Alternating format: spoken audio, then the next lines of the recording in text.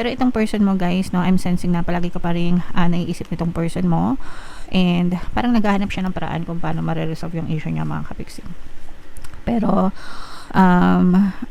palagi kang iniisip nitong person mo, meron pa rin siyang feelings, no, and emotions sa inyo, mga kapiksi. Yun nga lang, parang pwedeng ayaw niyang madawit ka sa mga problema niya, or parang hindi niya rin siguro parang hindi niya matatanggap kapag ka naging pangit yung tingin mo sa kanya, if ever man na nabunyag sa'yo yung sikreto na yan. Kasi sabi nga dito guys, no, I cannot be vulnerable with you.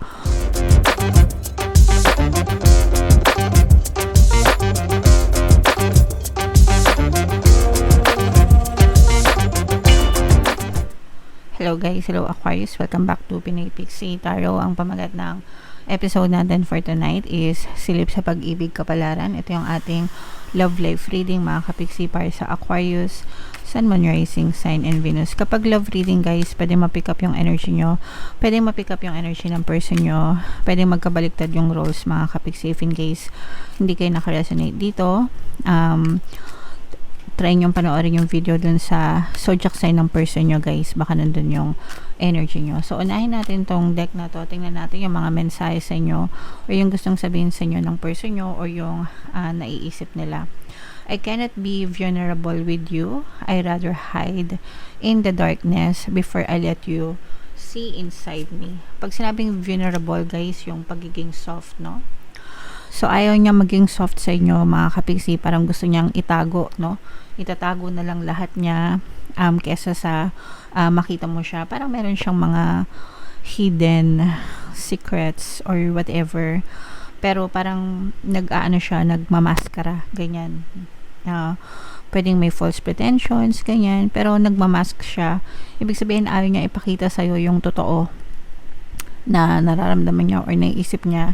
Pwedeng positive, pwedeng negative, mga kapiksi, depende sa sitwasyon nyo. But parang sinasabi dito na what you see is not what you get, no?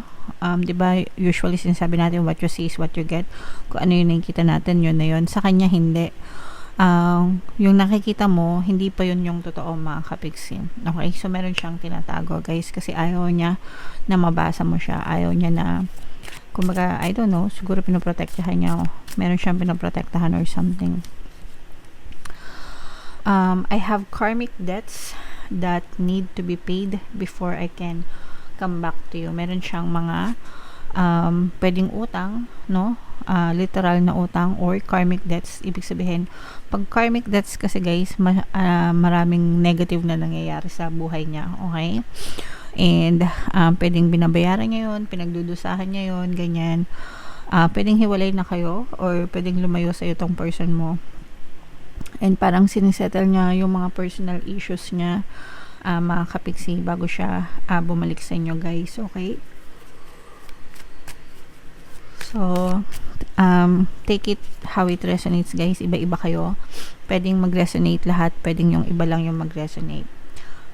It's difficult for me to process my emotions. I'm not available right now. So pwedeng nahihirapan kayo na kontakin itong person mo ngayon. Pwedeng hiwalay na kayo, pwedeng ghosted, no contact. Pwedeng in a relationship pa kayo guys, pero hindi kayo nag-uusap, and meron siyang dinadamdam, meron siyang pinagdadaanan, and hindi siya available. Ayaw niyang makipag-usap guys, ayaw niyang makipag-connect, no? Meron siyang tinatago something, guys. So comment down below if feeling nyo naka-resonate kayo guys. Tingnan natin itong mga pwedeng maka-impluensya guys, influensya sa relationship nyo. So travel, pwedeng guys, no, pwedeng umalis itong person mo, nag-travel, lumayo, no? Ibig sabihin lumayo itong person mo, mga kapiksi, based dito sa mga mensahe niya, parang nagpakalayo-layo, or gusto niyo muna niyang magpakalayo sa inyo, guys, okay? Alright.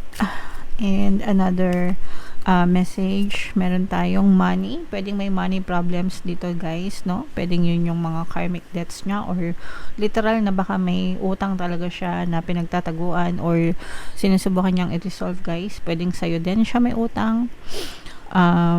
Minsan kasi 'di ba may mga jowa na gano'n na namemera, tinatakasan yung utang. So, pwedeng ganun siya sa inyo mga kapiksi. Pero money might be an issue na nakaka-apekto sa relationship nyo, Aquarius. And another, merong mature woman dito. So, it's either energy mo to or energy niya. Mga kapiksi, pwedeng he, she, yung relationship nyo, pwedeng she, mga kapiksi. In terms of maturity, feeling ko yung iba sa inyo, pwedeng mature kayo na feeling nyo maiintindihan nyo naman siya as long as mag-explain siya sa inyo. And pwedeng sinusubukan niyang lumayo para magpaka-mature naman, something like that, guys. Okay? And for some of you, pwedeng mas matanda, no, in terms of age, pwedeng mas matanda ka sa kanya or mas matanda siya sa inyo, mga kapiksi. Alright? So, yan yung mga energies na nakita natin. Comment down below, guys, if feeling nyo naka-resonate kayo. Tingnan natin yung ganap sa love life nyo, guys. Shuffle ko to. Habang sinashuffle ko to, panoorin nyo muna yung video natin regarding sa ating paano mag-manifest ng abundance video course. Kapiksi, sawa ka na ba sa mga struggles at hirap sa buhay mo? Masipag ka ba at masikap sa buhay ngunit hindi ka pa rin umaasenso? Ilang beses ka na bang nag-attempt mag-negosyo at mag-invest pero palagi ka pa rin nalulugi? Sa pagkakataon na ito ay maaaring may subconscious beliefs ka na nagiging balakid sa iyong pag-unlad at pagyaman. Introducing, paano mag-manifest ng abundance video course. Dito ay matututunan mong ma-overcome ang mga balakid mo para tuluyan ka ng umunlad, umasenso, sumagana, maging matagumpay, successful at maswerte sa iyong kabuhayan, pera, trabaho, negosyo, salapi at kaperahan ng bonggang-bongga. Dali, mag-send na ng email sa pinoypixitaro@gmail.com at simulan na ang iyong pagyaman ngayon. Alright, so sa lahat ng gusto mag-avail ng video course, guys, naka-flash sa screen nyo. Una, meron tayong paano mag-manifest ng abundance video course. Meron din tayong paano mawala ang third party at magkaroon ng harmonious na relationship. And meron din tayong paano pabalikin si ex revice breakup. So, sa mga interesado, guys, mag-send lang kayo ng email sa pinoypixitaro@gmail.com. So, Aquarius, guys, kayo ay represent ng King of Swords. Ito yung ating love energy. Latag natin yung spread nyo, guys. And by the way, sa mga gustong matuto mag-manifest, guys, pwede kayo mag-join sa ating exclusive membership program sa ating channel. Kapag member na kayo, magkakaroon kayo ng access sa mga exclusive videos natin regarding manifestation using the power of your subconscious mind and law of attraction.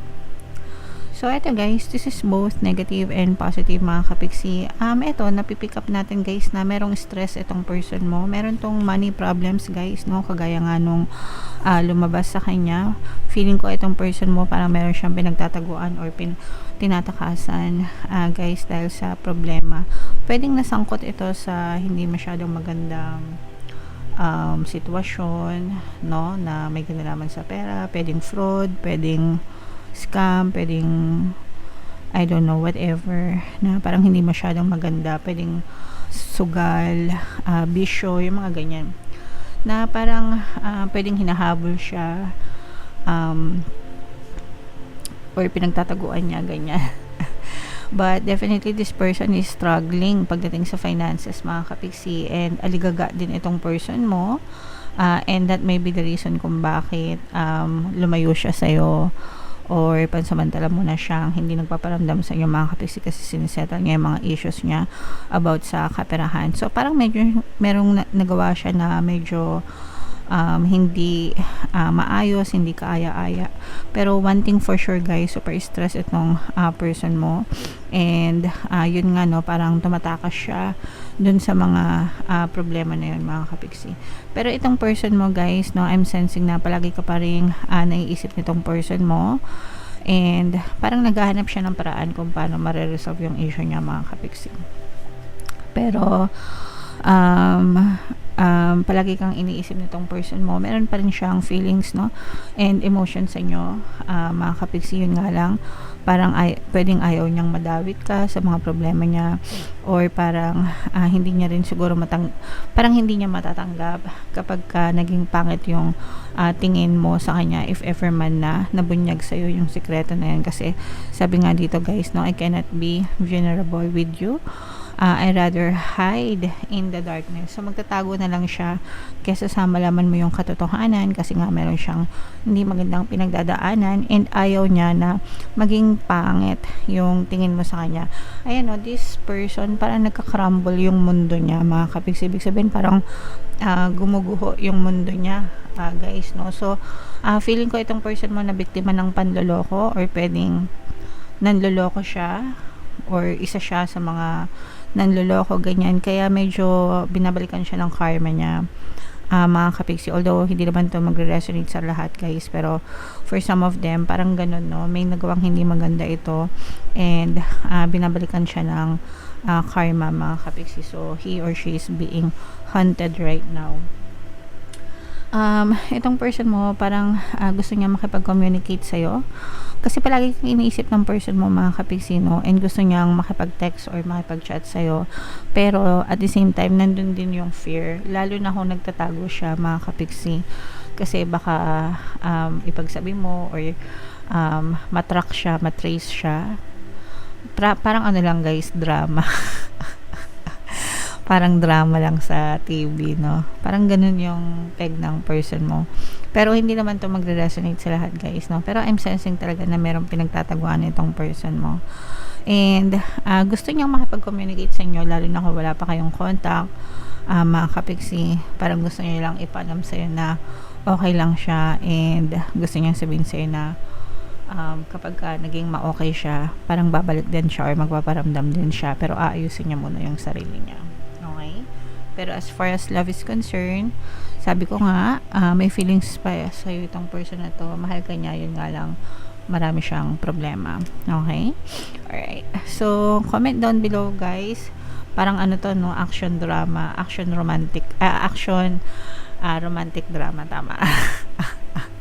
Okay, so comment down below, Aquarius, if naka-resonate kayo dyan. And for more tarot readings, ito yung playlist nyo. Ito naman yung ating success stories ng paano mag-manifest ng abundance video course. Thank you for liking, sharing, and subscribing, guys. See you next time. I love you all. Have a nice day. Bye-bye.